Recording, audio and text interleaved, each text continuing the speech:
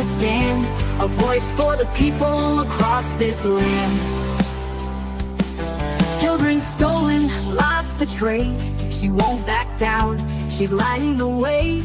A beautiful warrior with faith so bright, holding the line in this endless fight. On the Amber May Show, the truth runs deep, fighting for the lost, for the souls who weep. Breaking the silence, making a stand, a voice for the people across this land. Welcome back to another episode of the Amber May Show. I am so excited you were here. I just love my little chat group that are going on. If you have been a long-time watcher but never participate in our friend circle over in the chat, do so. Say hello. We would love to welcome you to our friend circle at the chat. It always makes me happy to see who shows up in the program, because you guys, we're friends. You know, you guys support me, and I could not thank you enough for all your support. And I want to thank all my moderators. I want to thank TV Green, God Signpost, May Renee, and if Coco de May, welcome. I know she has her schedule changed, so she can't always join us, but I miss her. So when she's here, it's wonderful to see her. So I want to thank all my moderators for helping me in the program. Now, since we were talking about teachers and schools yesterday, I found this article and it triggered something that I remember Dr. Peter McCullough talking about in 2023. So here it is. I want to share this with you, and then it just triggered the whole thing. So this is being reported by 1819news.com, and it says re-signed drag queen Auburn middle school teacher finds new home at Auburn University as coach for students with learning differences. So here is the drag queen teacher, and now he is so confusing, going to work at Auburn University from a former middle school teacher. So the former teacher of Auburn Drake Middle School, who resigned after receiving backlash for comments about using podcasts to reach his students and others with LGBTQ topics. I want you to really focus on that, because when I show you the video, and it's not a clip, clips are short, videos are long. When I show you the video from Dr. Peter McCullough, he is going to, and you have to really, I want you to really listen to what he's saying. He is going to talk about teachers and other people in authority. Like, you're going to have teachers, you have social media influence, you have people in the media, you have people in government pushing this. So this teacher was introducing topics that should never have been talked about through a teacher-student relationship. What a person identifies with as sexuality or their gender is none of the teacher's concern. That is a concern for the parent and the parent alone. The teacher's only responsibility is to educate based on education topics like math, like science, like reading, and that's it. Stick to that. So he made a podcast, and then he used his podcast to reach his students and others with the LGBTQ+, and this is the most important part, I think, topics, and now has found a home in Auburn University as a coach. This is the other important part of it. As a coach for students with learning differences such as ADHD, autism spectrum disorder, anxiety, and dyslexia. So in July 1819, news published audio from then Drake Middle School music teacher Seth McCullough. Now, I don't believe relation, but I haven't asked Dr. Peter McCullough. The audio came from McCullough's podcast, Blue Dreams, named after his queen pseudonym, Kalana Blue. In the audio, McCullough details using his podcast as a tool to reach his students and others with LGBTQ+ content, since he has limited in what he could do at school. On another, so he knows he's limited. He obviously has a curriculum he has to follow, right? And in some states, the curriculum includes this stuff, especially in sexual education. So what does he do? He tells all of his students, I'm sure. I mean, I don't know for a fact, but I'm conjecturing that he's probably during the day telling his students, you need to follow my podcast. You need to follow my podcast. And he probably specifically goes after a few. I'm conjecturing, just conjecture, and says, hey, I think my podcast would really be helpful to you. So it says that it was limited at school, what he could do. So on another Drag King podcast, Look Who's Tucking McCullough also spoke at length about the intersection between his drag life and job as a teacher. Remember, yesterday we were talking about if these teachers who were praising and saying awful things about the murder of Charlie Kirk, it had to trickle down to their classrooms. Why else would so many, and we've seen videos after videos after videos of especially college-age students praising and happy at the assassination of Charlie Kirk, and a college-age person shot and murdered Charlie Kirk. So you can't tell me that the politics that at one time was left at home for the teacher has influenced the school system like crazy. And I keep going back to the Yuri Bezmenov interview. Please go back and see it. I posted that on my show. So go to my Rumble channel. Go, please spend time listening to that. It backs up everything they say, and they go after the schools and they use the media to change the generation of society. The whole goal is we have a one world government and we have to have communism. So they have to destroy the family unit. They have to, and that's the foundation. If you go to sociology, at least when I was in sociology class, that's what they said. Society is family is the foundation of any society. So they have to break up the family. And remember, Karl Marx did not believe in the family unit. He was the worst father on the planet.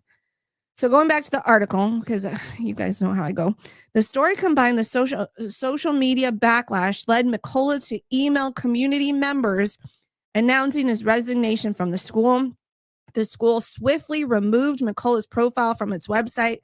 According to McCullough's LinkedIn page, the same month as resignation from Drake, he took his position as a skills coach at Auburn, a higher education, a fee-based academic coaching program housed under the University of Office of Accessibility. Osborne University's skill program is a fee-for-service academic support program for undergraduate students who documented evidence of learning differences and executive functioning challenges, the Auburn website reads. The program offers individualized academic coaching, which provides accountability structure, support the skill-based strategies for students to reach their personal and academic goals. The coaching is specifically for students with learning differences, such as ADHD, autism spectrum disorder, anxiety, dyslexia. Skill includes weekly coaching session as well as phone, text, email support. At each session, a student can expect a knowledgeable coach who actively listens, encourages, motivates, and supports, the site reads. Coaching sessions will be individualized. Study skills, time management, decision-making, organization, planning, effective and professional communication, and academic process are naturally incorporated into all coaching sessions. It continues. Skills students meet with their coach one-on-one each week to create a personalized action plan for that week's assignment and activities. Coaches provide study time, time management, goal setting, problem solving, and communication skills, and serve as a support hub for students, helping students take advantage of resources around campus. So now that you know about this teacher, okay, and how they used their social media, their podcast to influence students, listen to this this episode that Dr. Peter McCullough was on with Moms on a Mission. And I do have the link. Hopefully it is in the description, the link to the study that he's quoting. If not, it's on my ex, DJ Amber May, but hopefully I remembered to put it there. A certain mental containment.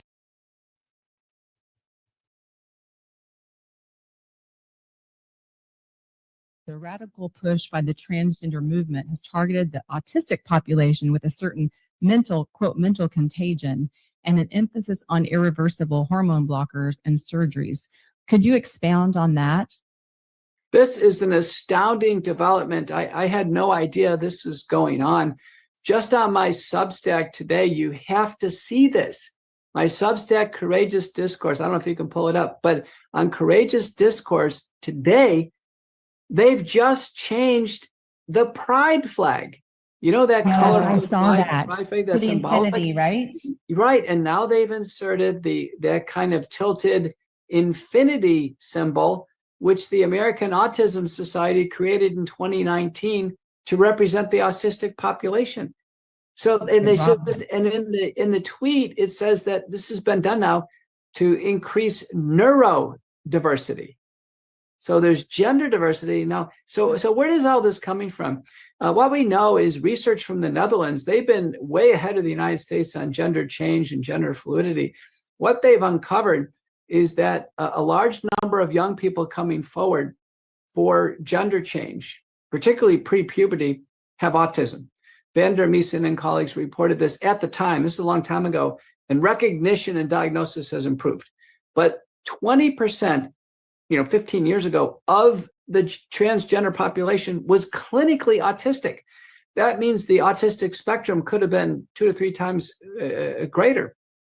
Then moving forward, there was a large study by Warrior and colleagues, 600,000 LGBT people. And they were assessed after the fact for autistic traits and characteristics, multiple different psychometric instruments. They were off the Richter scale for autism, off the Richter scale. Now there's been paper after paper published. The rise of autism. When I was a child, autism was 1 in 10,000. Now it's 1 in 36. The CDC on its website indicates it is a pediatric emergency. It's like the epidemic of parenting right now is to have an autistic child, because it's forever. That we now understand that it is autism indeed as a seed that's driving the proclivity for gender change. So you can imagine the vignette of an autistic child or on the spectrum. It's been mainstreamed, but feeling ostracized, that's a predictor. Approaching puberty, has some uncertainty, some gender ambiguity, which is common anyway, but being ostracized, maybe not being the high school cheerleader or the quarterback on the team is suggestible. And then to have a counselor or teacher or somebody else in their life suggesting maybe they should change their gender, that's how this is kicked off. And so the child comes home, starts to have a discussion, or maybe doesn't have a discussion, and starts to go down the dark pathway of gender change. So it's strongly associated with autism. And if you bring this forward, multiple states now, we'll probably get to it, have transgender legislation to try to ban transgender medicine for the youth. Do you know who's strongly opposing this legislation? The Autism Advocacy Network. So autistic people and parents and adults, they want this. They want gender change. So this is astounding. That's actually confusing to me, why you would want to do that to your own child. Yeah, and it makes me wonder who runs that organization. Well, many of the Autism Advocacy Network members actually are adults with autism. And so, but why would they take a side on this one?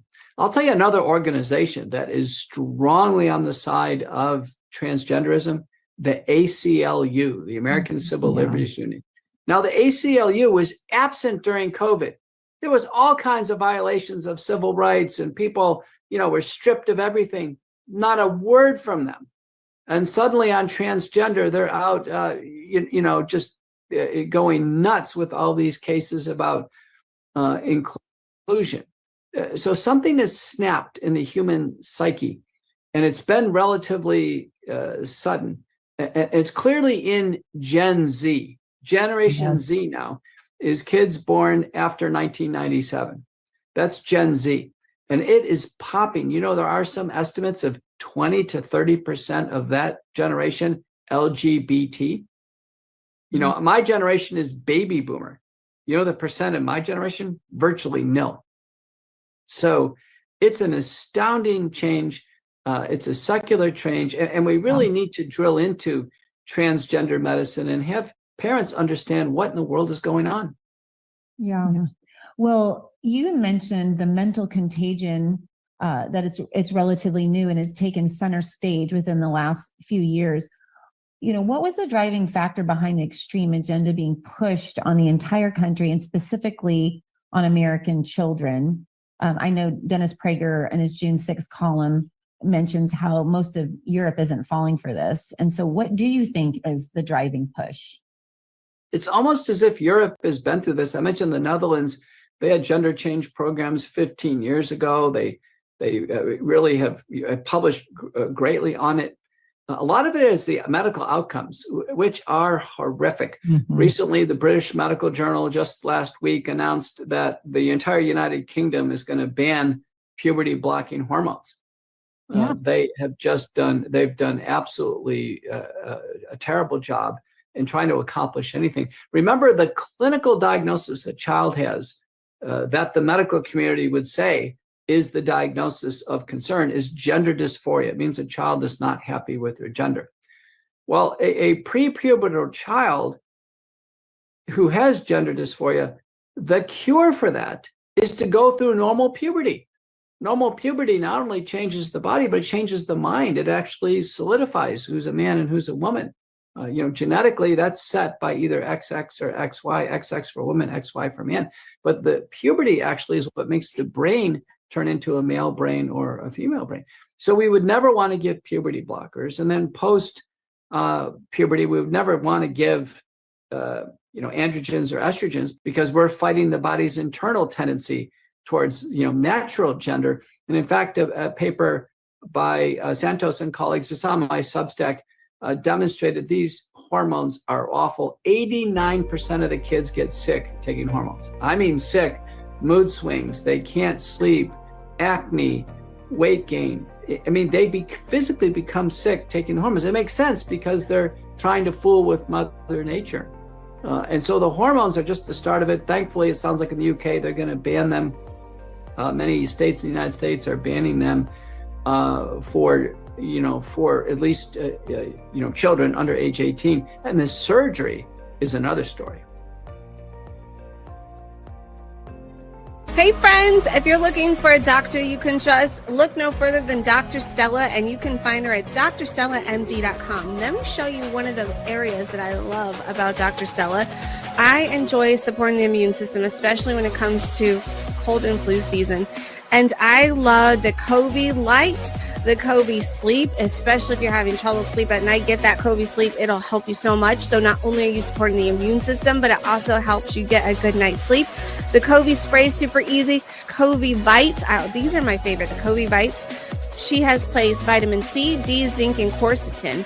And we all know that that zinc helps support the body's immune system, but zinc needs a delivery system. So that quercetin is the delivery system to drive that zinc in to help your body heal faster and feel better. Also has Covey vitamins for kids as well. Hey, and if you're looking to get ivermectin or hydroxychloroquine, or you just feel under the weather and need a doctor you can trust, set up a telemed appointment with her. And the best part is when you use my name, Amber or Amber May, at checkout, whether you need your Covey Bites or a telemed appointment, you will save money at checkout. So don't forget to use promo code Amber or Amber May at checkout to save some money. So go visit drstellamd.com and then use promo code Amber or Amber May at checkout to save some money. Hey, I'm Christina Bobb, and you are listening to The Amber May Show. One of my other good friends, Dr. Artis, he has this healing conference coming up. Dr. Artis, Dr. Group, Ely, and Schmidt, they come together for something greater than themselves, each bringing something unique and powerful to the stage, a healing message, not just of hope for humanity's future, but a definitive pathway that everyone is capable of walking in order to transform disease and darkness into bright, shiny, healthy light. They will teach you how to take control of your own health by sharing natural, simple healing solutions for the whole family. So the conference is coming up October 23rd through the 25th. It's in Dallas, Texas, October 23rd through the 25th. If you go to healingfortheages.com and use promo code Amber, you're going to save money at checkout. And now we return to the show already in progress. Thank you guys so much for joining me today on the Amber May Show. Please repost this episode, like, share, repost. Another place that they target kids, those that want to really change society, they know they have to go after the kids. And another place that parents have to be vigilant is the gaming sites. We have banned our kids from using Roblox. It is not a safe site. And Breitbart News is reporting that there's a lawsuit against Roblox and Discord contributed to grooming and suicide of 15-year-old boys. Now, I know that, well, from what I understand, there are games on there that are very sexual in nature, and kids can have access to it. From my understanding about Roblox is a creator can create a game and everyone can have access to the game. And so we have banned our kids. Roblox is just not safe, at least in my opinion. You are welcome to do what you want with your children, but I do not believe my kids are safe on Roblox. So a mother of a 15-year-old boy from California has filed a lawsuit against online gaming platforms, Roblox and Discord, alleging that her son was groomed and coerced into sending explicit images on apps before tragically taking his own life. Now, I do know that groomers, just based on law enforcement, they do use Discord to groom children into trafficking them. So I'm just saying you have to, I mean, it's so hard these days to be a kid and to be a parent, because back when we were kids growing up, you watched television on the big old screen in the living room, and we didn't have the internet until like the mid 90s, and they didn't have all these games and all these things. So it was slightly harder, you know, it was easier a little bit because we didn't have all this tech that parents had to worry about. But they will groom you on Discord for sure. I just know that from a law enforcement perspective on some of the cases my husband worked on. So NBC News reports that Rebecca Dallas, the mother of Ethan Dallas, has filed a lawsuit in San Francisco County Superior Court accusing Roblox and Discord of recklessly and deceptively operating their business in a way that led to sexual exploitation and suicide of her son. According to the complaint, Ethan started playing on Roblox around the age of 9 with his parents' approval and parental controls in place. However, when he was 12, he was allegedly targeted by an adult sexual predator who posed as a child on the platform and befriended him. The lawsuit claims that the conversation between Ethan and the predator gradually escalated sexual topics, explicit exchanges, and the man then encouraged Ethan to turn off parental controls and move their conversation to Discord, where he increasingly demanded explicit photographs and videos, threatening to share the images if Ethan did not comply. The complaint states that Ethan complied out of fear, and was permanently harmed by these experiences, ultimately leading to his suicide at the age of 15 in April of 2024. That is super, super sad. So when we come back from a break, I'm going to have my guest, Scott Walter, and we are going to dive into dark money, the network of leftist billionaires secretly transforming America. So we'll be back right after this. To celebrate our newest launch, Rev 7, I'm bringing you an amazing introductory offer, plus an exclusive overstock sale that you're not going to want to miss. Rev 7 is our premium energy drink that tastes great and gives you energy all day with no jitters and no crashes. That's because there's no sugar and no caffeine. I'm so sure you're going to love Rev 7 that for a limited time you can try our 3-pack absolutely free. Or check out our Percale bed sheets. I can't believe I'm even going to say this.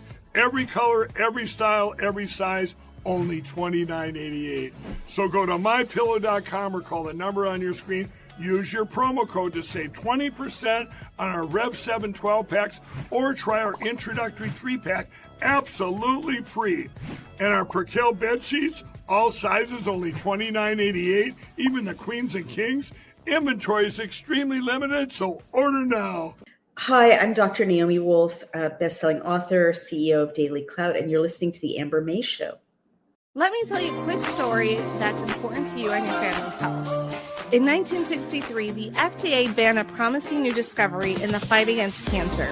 Laetrile, also known as B17, was so popular among its consumers that some 70,000 plus Americans crossed into Mexico to smuggle it back into the United States, according to Newsweek. Laetrile was under constant attack by big pharma, big media, big government. Sounds familiar? Kind of like ivermectin. And just like ivermectin, Laetrile was both a solution and a problem. You see, Laetrile is naturally found in 1,200 plus foods, including apricot seeds. So Big Pharma can't make money off of it, and that's a big problem.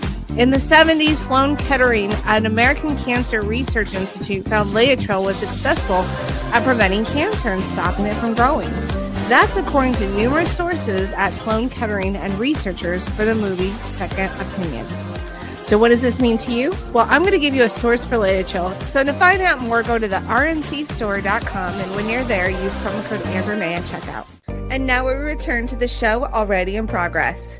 Friends, I'm so excited. We have Scott Walter joining. I am really been looking forward to this interview. I've heard about Arabella Advisors. I don't know much about it. Thank you for writing a book about this. Welcome to the program. Great to be with you.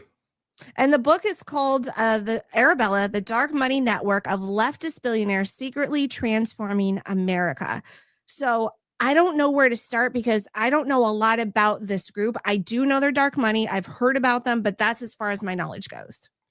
Well, the easiest way to understand Arabella is to think of a pyramid. At the top of the pyramid, you have Arabella Advisors. That's a for-profit PR firm, consulting firm, Beltway Bandit, right? It creates and operates everything below it in the pyramid. Now, the middle of the pyramid are half a dozen nonprofits that Arabella helped create. That's where the money comes in, right? If you're a Zuckerberg, a Gates, a Soros, a Ford Foundation, that's where you write your check to one of those nonprofits. And then at the base of the pyramid, that's what you, the American public, sees. And that's hundreds and hundreds of fake groups with wonderful names. Keep Iowa Healthy, Floridians for a Fair Shake, Secure Michigan Elections. They want you to think it's your neighbors who are upset about something, but in fact, it's just some guy in a DC office who's created a website and bought some Facebook ads. Wow. So how does this transform America? Let's get into that. Or where should we go from here? I mean, I'm learning with my audience. I don't know what the right questions to ask you. Well, because I'm hoping that when Donald Trump says that they're going to go after dark money, I hope this is one of the groups that he goes after, because the only way that we can save America is going after the dark money that has infiltrated the media, the news, the media, the politics, the schools, all that. So hopefully this is one of the groups that is on their radar and they can put an end to the dark money funneling in. Well, I'm quite certain that it's on their radar and that they're aware of Arabella. That you can be sure of.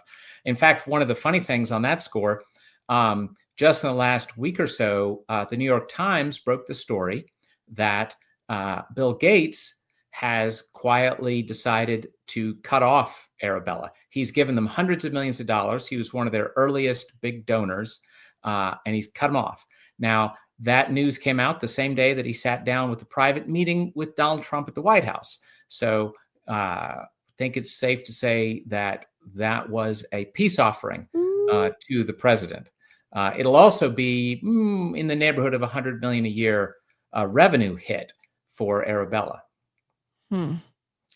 What made you start wanting to investigate Arabella? Well, do you remember the vilest, ugliest Supreme Court nomination battle ever? And I admit there's a competition for that, but the Brett Kavanaugh horrors, right? Well, it was in the beginning of that a friend at the Senate Judiciary Committee called me and said, there's this thing called demand justice, and it's attacking the committee and the president, and we don't even know who the nominee is going to be yet. You know, Justice Kennedy announced he's resigning, but we don't even have a nominee, and they're already savaging us everywhere.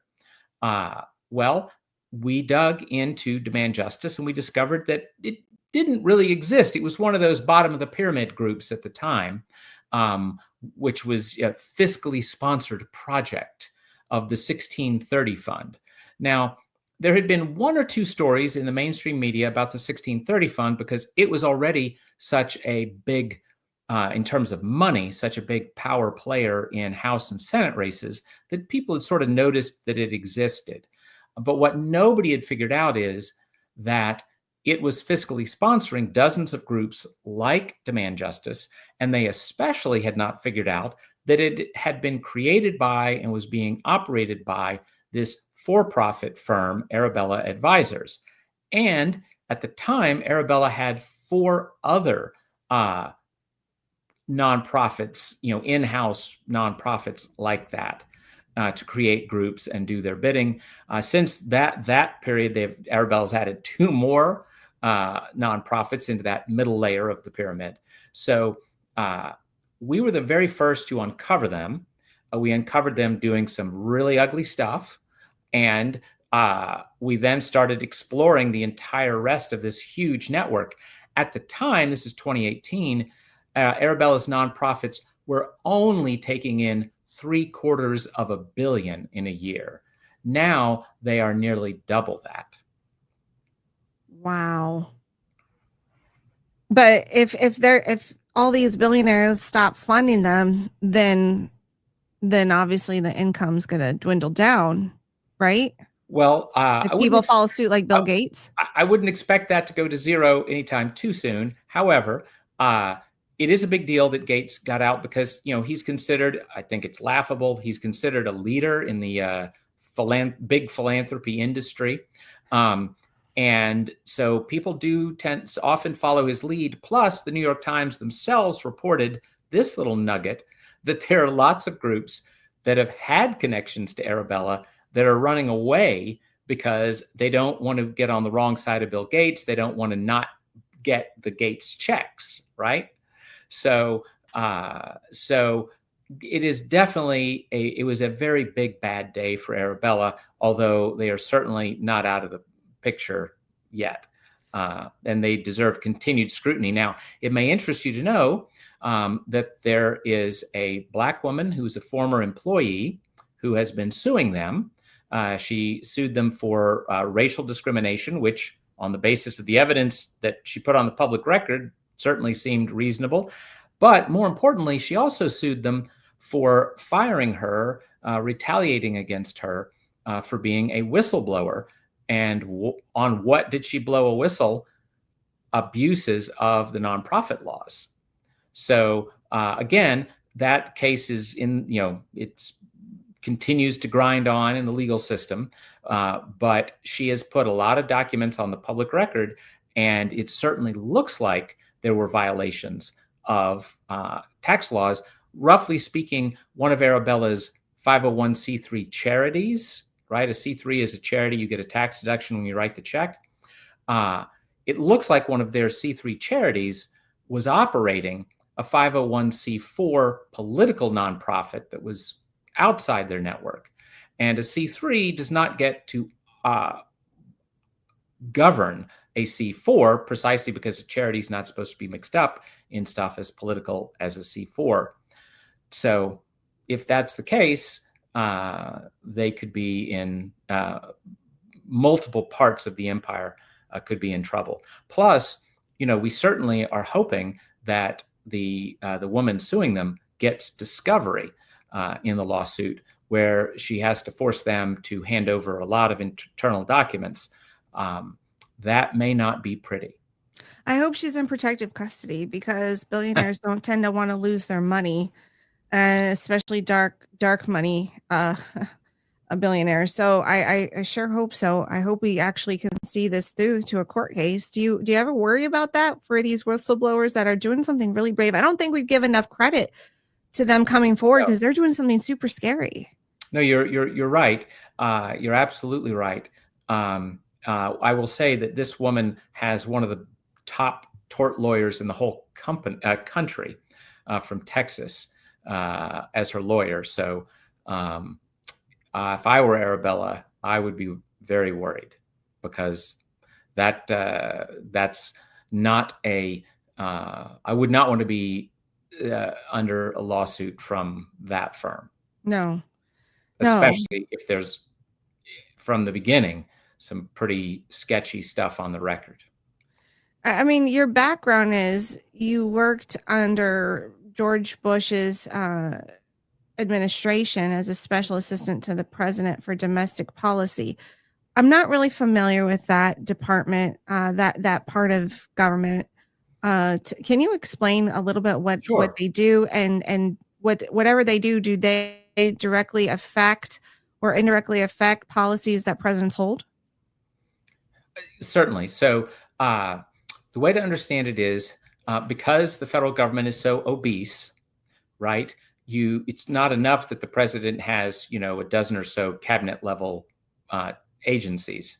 It's too sprawling, right? So the White House over the years, and this goes through, administrations on both sides, everybody's probably heard of the National Security Council. Sure. Right? Well, that's one of 4 councils. National Security oversees basically defense and State Department. But then there's now a Homeland Security Council that oversees the Homeland Security Department that should probably never have been built, sort of Frankenstein monster of sticking things together. And then there's the National Economic Council, and that oversees departments like the Treasury and Commerce. And then everybody that's left is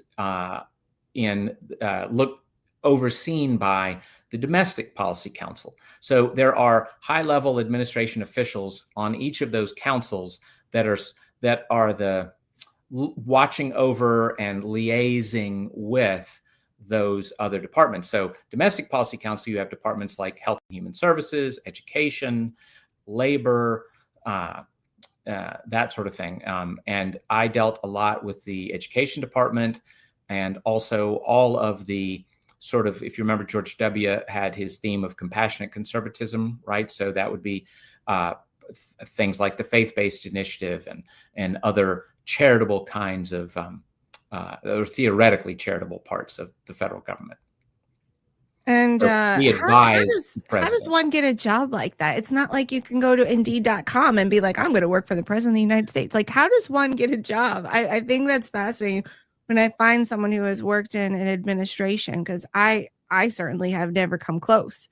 So how does that happen? Well, a lot of DC works on, existing relationships and friendships. So when the Chief Domestic Policy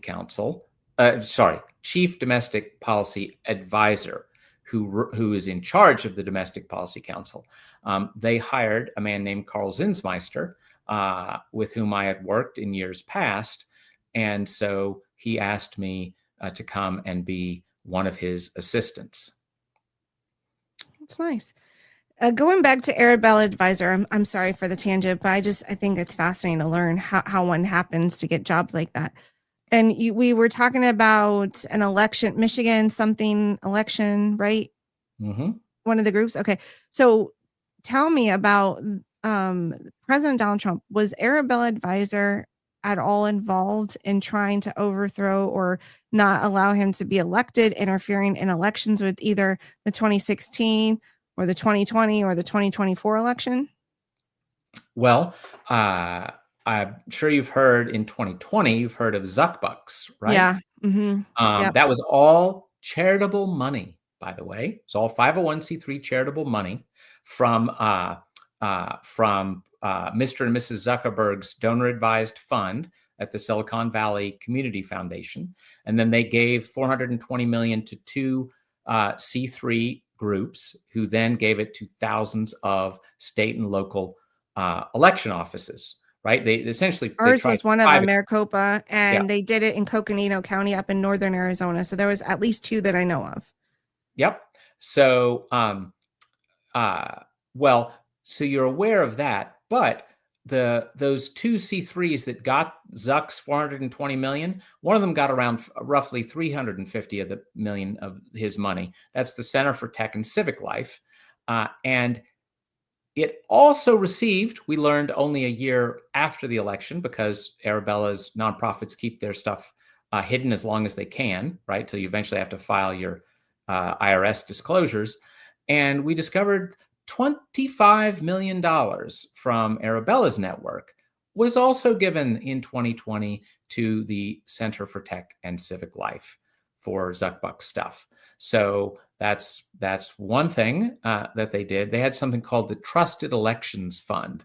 Gosh, you're not opposed to trusted elections, are you? Right. I always give the left credit. Man, do they have fabulous PR. They always have the most wonderful, warm, fuzzy puppy names for all their groups, whatever they're actually doing.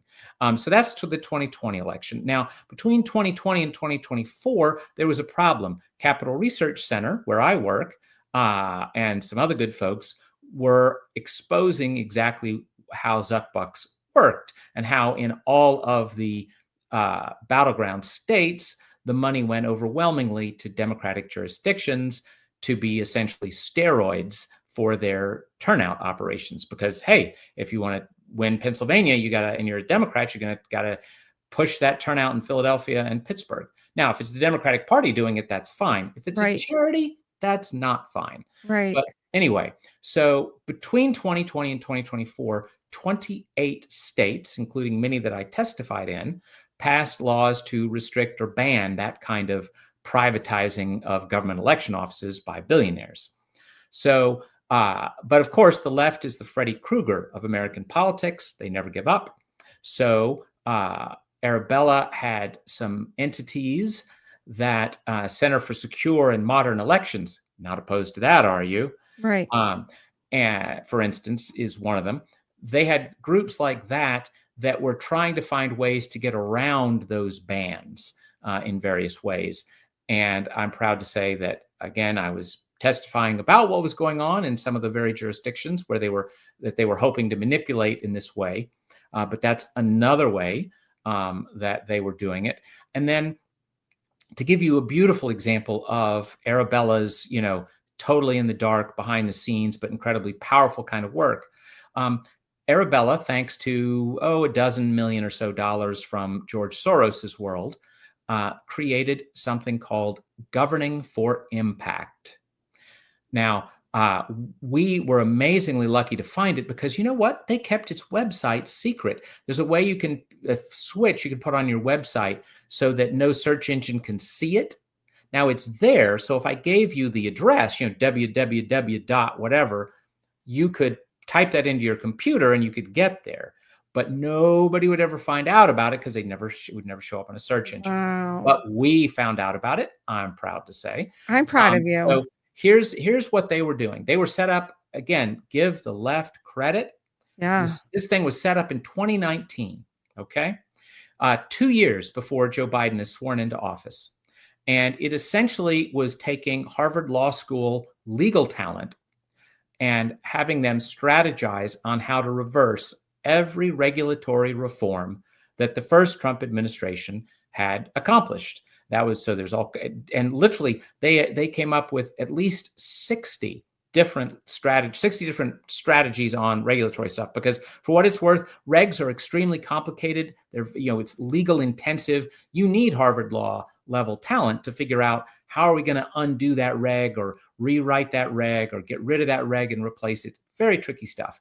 So they were starting on that in 2019, came up with at least 60 proposals, all, literally at least a dozen different federal departments, regulations.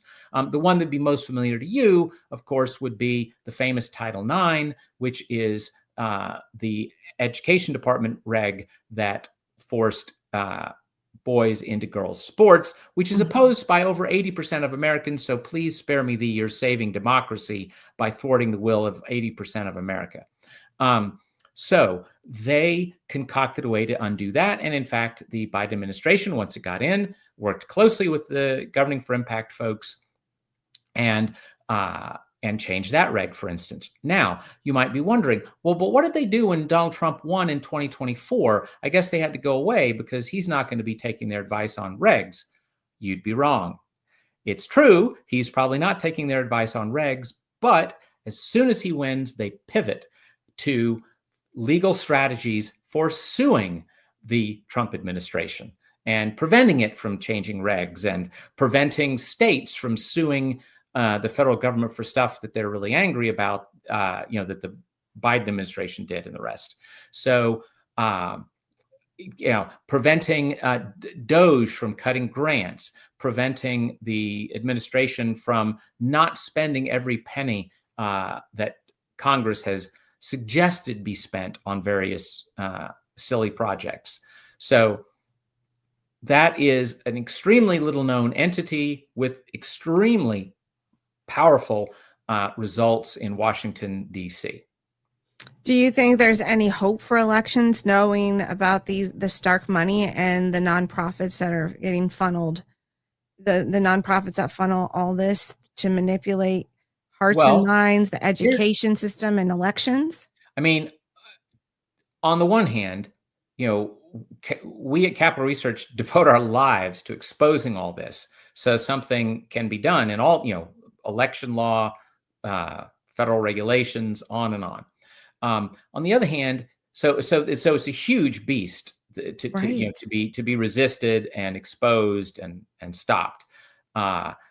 And sadly, Congress has to do a lot. And of course, Congress is never very impressive. So that's a struggle. The administration can do some things. Congress needs to do things too. Do you guys go to the state level to try and get state laws to? Well, we definitely track a lot of state groups. By the way, that's something your listeners ought to take a look at. Our main site's capitalresearch.org, but we also have influencewatch.org. Influencewatch.org. That's our online Wikipedia of the left. And it looks and feels just like Wikipedia. It's all interconnected. It's all documented. You can learn an enormous amount out of this. But what I was going to say is, on the one hand, there's a long, long way to go in the fight against obese, centralized federal government so that Americans get their freedoms back and states and localities and neighborhoods actually have the right to govern themselves without diktats from DC. But we absolutely shouldn't despair, because again, the other side is, fighting often 80% of the American people. Well, they can't succeed always when they're fighting 80% of the American people. Mm-hmm. And they are also fighting just reality, right?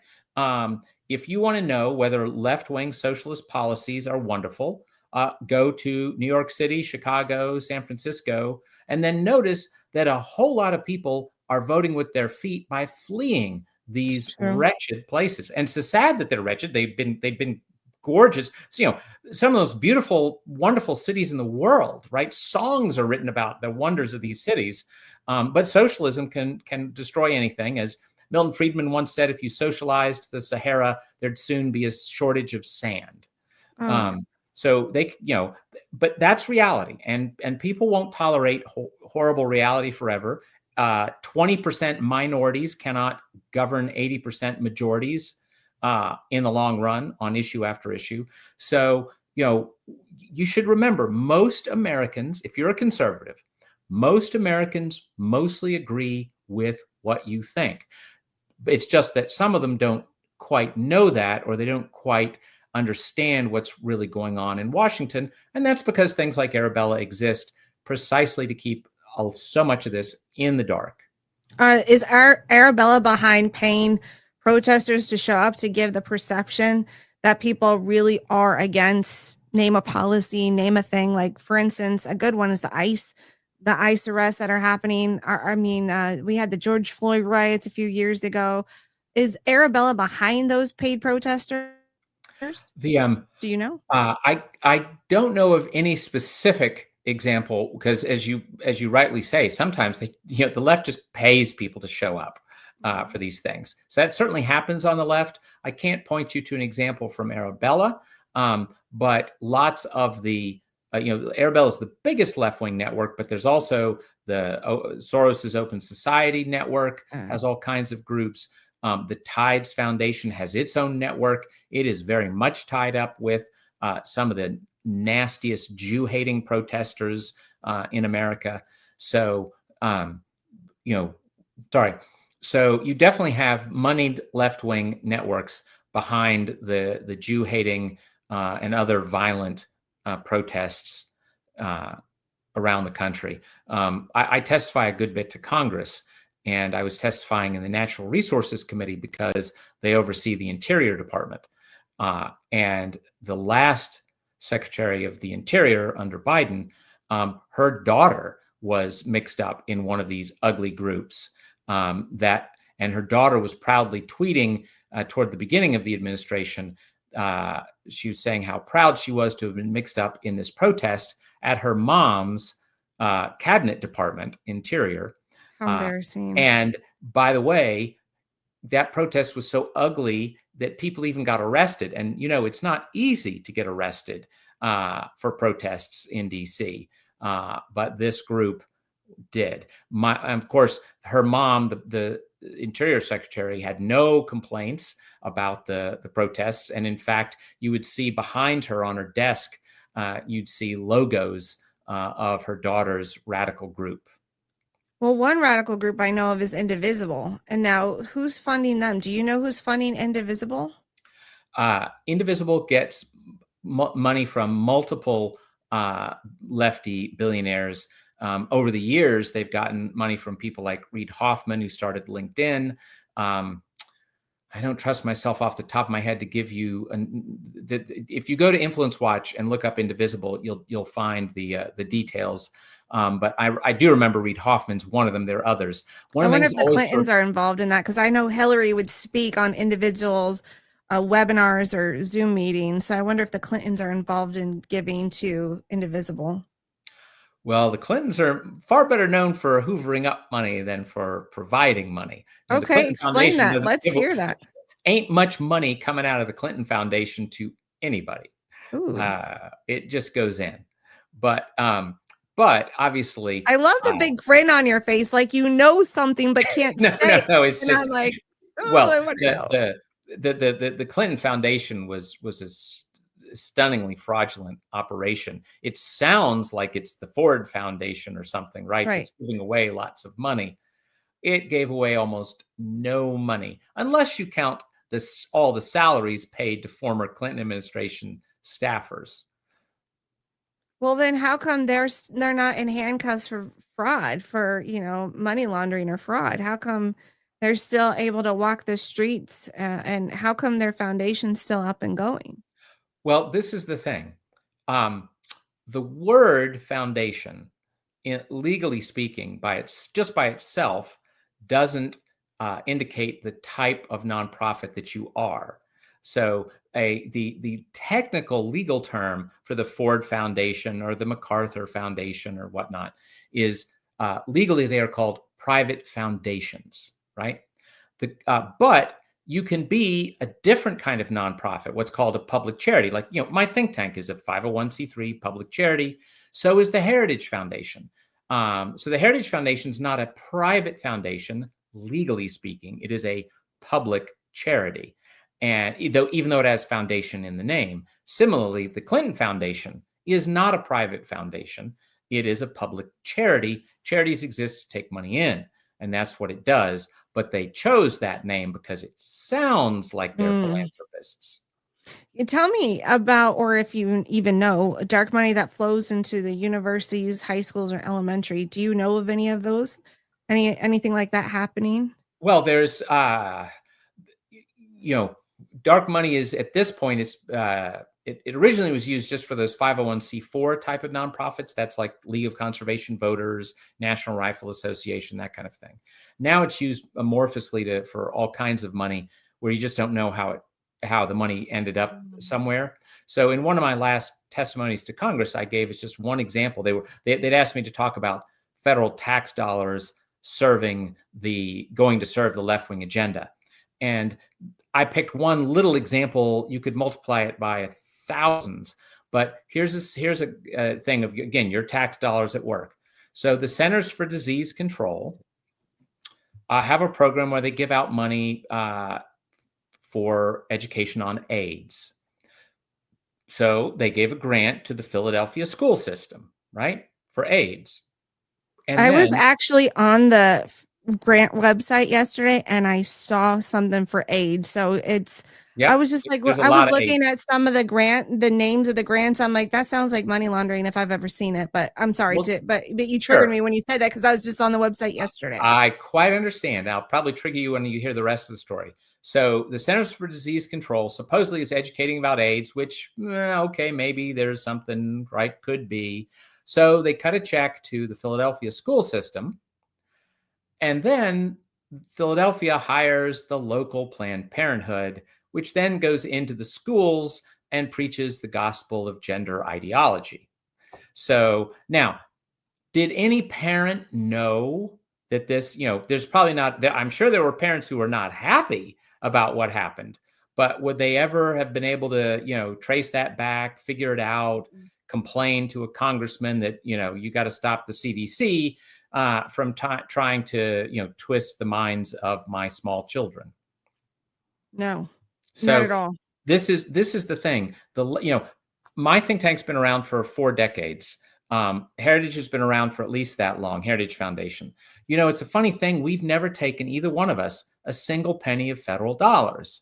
But obviously, the lefties have no such scruples. So one of the hearings I testified at, the title was something right along the lines of like how the left funds its own nonprofit infrastructure with federal tax dollars, right? And that's where I gave that example, and I had quite a few more. And the irony is, it was in a little tiny subcommittee of the House Judiciary Committee, the Oversight Subcommittee, which is so small and relatively insignificant that the Democrats let Jasmine Crockett be the ranking member of it. So you can tell that's probably not something people think it's a big deal, right?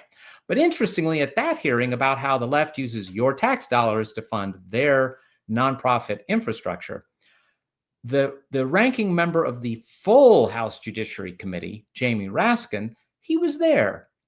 And he was saying over and over, this hearing is a waste of time. There is nothing to see here. This is a nothing burger. This is nonsense. What are you even trying to talk about? Don't waste our time. But it's a funny thing about wasting time. Representative Raskin sat there from start to finish. He was there before it started. He was there after it ended. Of course, by his very presence, proving that every word out of his mouth was a lie. It is very important to the left that your tax dollars keep going into their nonprofits. And that's really greedy of them because they already have more billionaires and more, philanthropy money like that. But it's not, these people the left is the party of the rich, and these rich people are greedy. They want your money, not just their own billionaires' money. It's true. Man, this was great. I thank you, Scott, for coming on my program and talking about the subject matter. It infuriates you on one hand, but I'm glad there's people like you that are looking into it and can provide evidence and facts and hearings and things like that. So go get the book, Arabella, The Dark Money Network of Leftist Billionaires Secretly Transforming America by Scott Walter. You can find it at Amazon, and I assume wherever books are sold. Absolutely. Okay. There will be a link in the description. So thank you so much, Scott, for your time today. I appreciate you. Well, really a pleasure to be with you anytime. Thank you for joining us today on the Amber May Show. I hope you enjoyed this episode. Please make sure you like, share, and subscribe. And if there's someone that came to mind, please share this episode with them. Please follow us on Telegram at The Amber May Show, True Social Amber May, Frank Socially Amber May, or Clout Hub. I can't wait to see you next time on the Amber May Show.